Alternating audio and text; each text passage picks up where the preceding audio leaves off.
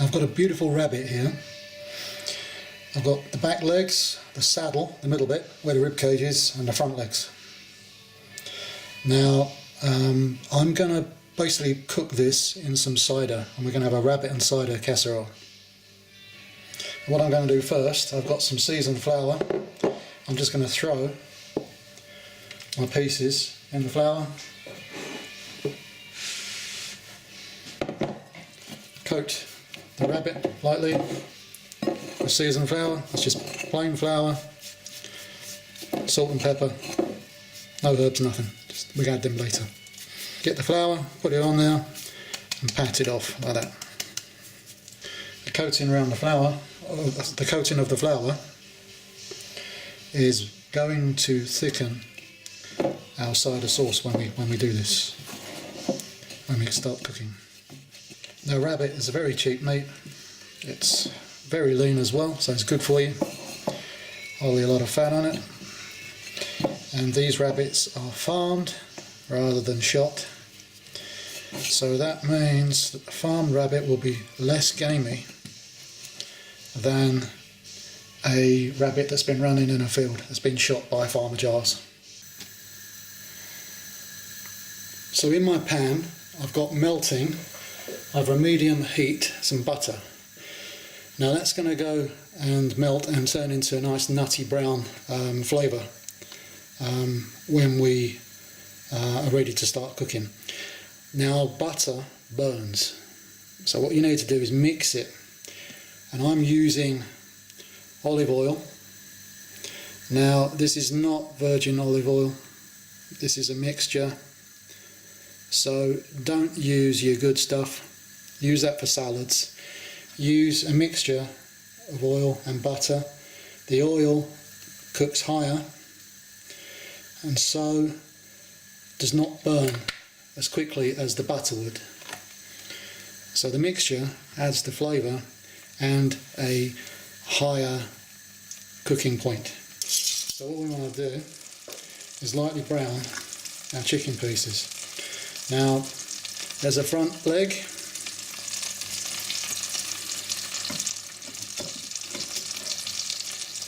second front leg, and a bit of the saddle, the middle part where the ribs are. What we're going to do is leave that in there. I'm not going to crowd the pan. I'm going to cook it in batches, and that way you won't actually start to boil the meat, which is what you do if you crowd the pan. When you're cooking anything meat-wise, you do not want to be tempted into moving it too soon. You are letting it crisp up, and you should be able to tell by the sound of the frying pan and the smells coming off it how done the meat is. Now, normally if you're using a frying pan, the meat would, when you put it in there, would first stick to the frying pan because it's cold. It's absorbing and sticking to the side of the frying pan. As it cooks, it releases itself from the frying pan, so it doesn't move, and it starts to move about in the pan. Now I've turned this over. I've got some beautiful colour on my rabbit. It actually looks a little bit like the skin of a roasted chicken, but it isn't. It's better than that. It's more flavoursome. So we're going to let this cook on the underside now for another minute or so, then I'm going to pull this out and do the second batch. This is our second batch. We've got the other side of the rabbit in. We've got the back leg, the front leg and the saddle in now. All we're trying to do is get a bit of colour on these as we're cooking. We're sealing the meat as we go, and to keep all the flavour inside it, all the juices inside it. Now into our butter and oil mix, we're going to fry off one large onion and one stick of celery. Now I'm turning the onions down because I want to cook them through, but I want to cook them slowly so we don't get too much colour on them. I'm going to add in my pancetta in the middle.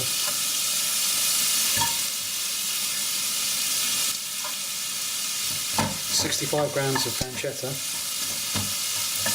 I'm just going to crisp up the pancetta. Now our onions are cooked. The pancetta is sort of crisped up and cooked as well. Now what we're going to do now, to make a thick sauce, I'm going to tip in the flour on top of the onions, and we'll stir the onions into the oil, the remaining oil that's left in the pan, and we're making like a roux. So in with our flour.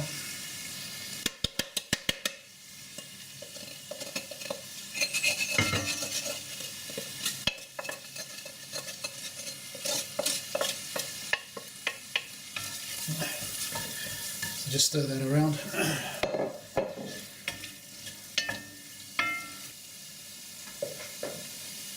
I'm going to add a bit more flour to this, about another tablespoon or two.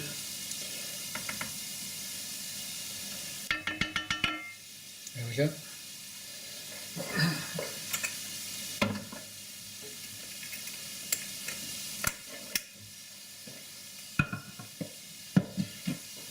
Now what we want to do is make sure all that flour is coated in the oil.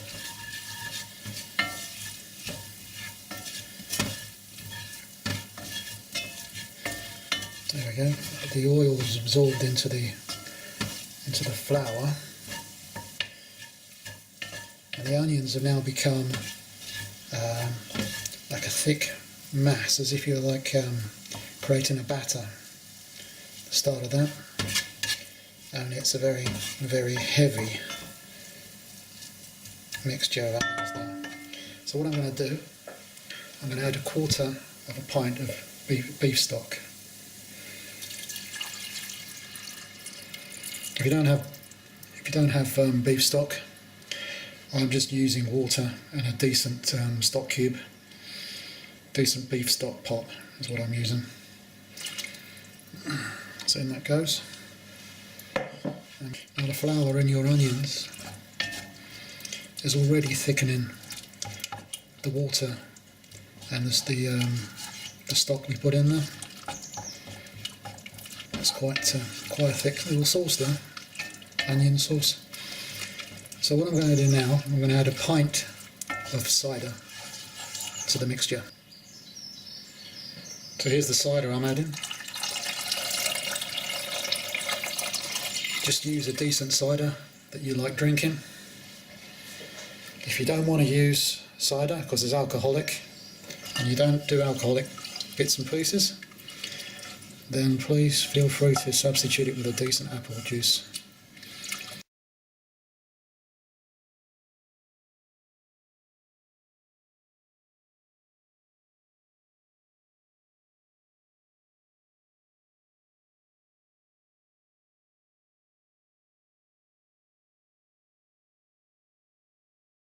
I'm going to add in some carrots. I'm going to leave this to simmer on the hob for about an hour, but in the meantime I'm going to add my carrots, which I've thickly sliced, and I'm going to add some mushrooms in about half an hour.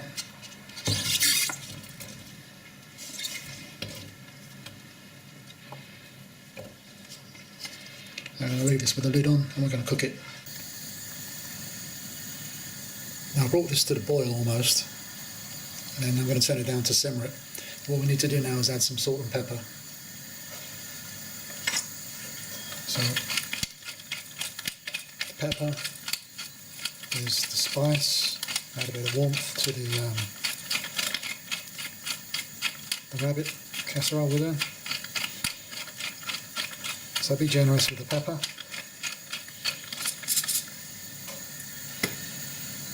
Now, the stock I used was salty, so I don't really want to put too much salt in. So, there we go. And what I'm going to do is I'm going to give that a little spoon.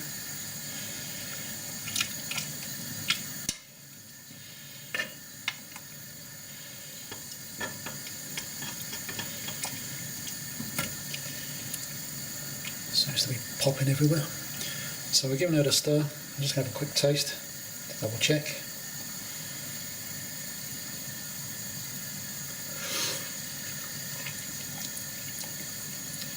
That's good. Just to add a bit more flavour to our rabbit, I'm going to throw in a teaspoon of dried thyme. If you have the fresh stuff, use the fresh stuff. Now, this actually tastes bloody good. Now, the rabbit, we are trying to emulate what the rabbit does in life by what we're cooking him in. Now, he's going to be eating things like grass, herbs, that sort of thing. That's why the thyme is in there. He's liable, if you have a pet rabbit, to eat carrots, celery, that sort of thing, cabbage. So what we're doing, we're cooking him in what he eats, basically. Carrots, celery, onions. And this is really flavoursome. You love this recipe. You must try this. Now I'm going to cook this for an hour on a low simmer with the lid on. That'll cook the carrots in that time. And we're going to come back halfway through that hour and we're going to add in our mushrooms. And I'll probably just peel the zest off a lemon just to give it a bit of zing. Just throw the lid on. This sauce is beautiful. I'm not going to do anything with this at all. The lemon's in there. It's a fairly sweet sauce because of the apples and the cider. Obviously, onions and carrots do have a certain amount of sugars in them, and the lemon, obviously, you can taste the fragrance of the lemon slice that I've put in into the sauce. It's nice. You can taste the thyme as well. Now what I'm going to do now, it's halfway through the cooking period, I'm just going to throw in on the top my mushrooms. It's 100 grams of mushrooms. So I'm not leaving them on the top. I'm leaving the lid off of this as well to thicken the sauce up as we go.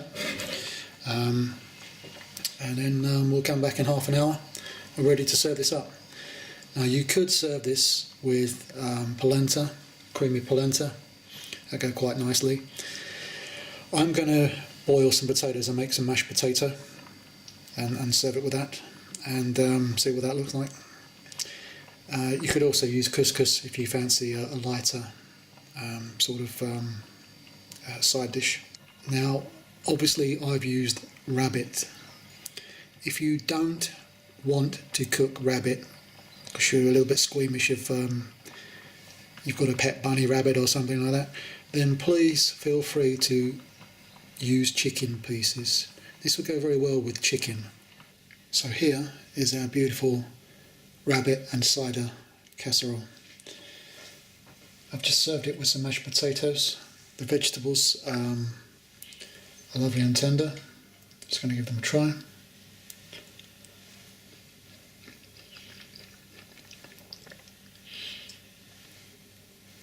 Let's see what the rabbit is just fallen apart.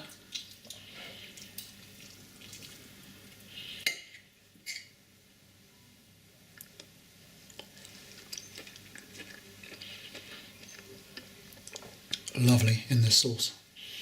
This is one recipe you should make. I hope you enjoyed the video and you give this one a go.